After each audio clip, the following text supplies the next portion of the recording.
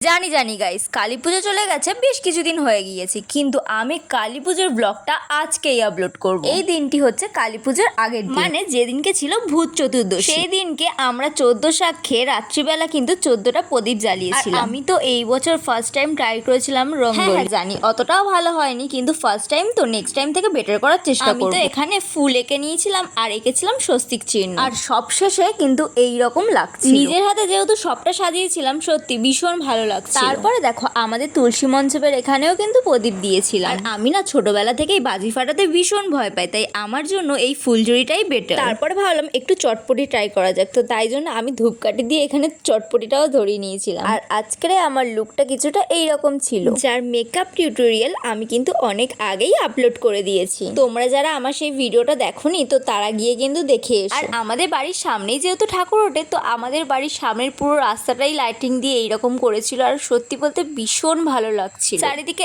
এত আলো দেখে ভীষণ ভালো লাগছিল। আর কালী পুজো মানেই তো আলোর উৎসব। আমাদের বাড়িতে সেরকম একটা লাইট লাগানো হয়নি, শুধু এই একটাই লাইট লাগানো হয়েছিল। চোখের সামনে কাউকে বাজি ফাটাতে দেখলে আমার এত ভালো লাগে যে কি বলবো। আমি তো নিজে ফাটাতে পারি না, কিন্তু কেউ যদি ফাটায় তো আমার ভীষণ ভালো লাগে। তো সবার লাস্টে আর কি আমি একটা ফানুস উড়িয়েছিলাম। দেখো গাইস, কত দূরে চলে গেছে, ঠিক যেভাবে আমাদের প্রিয় মানুষগুলো আমাদেরকে ছেড়ে দূরে চলে যায়। তো যাই হোক, আজকে ভিডিওটা এতটাই। ভালো লাগলে লাইক আর সাবস্ক্রাইব করতে ভুলো না কিন্তু।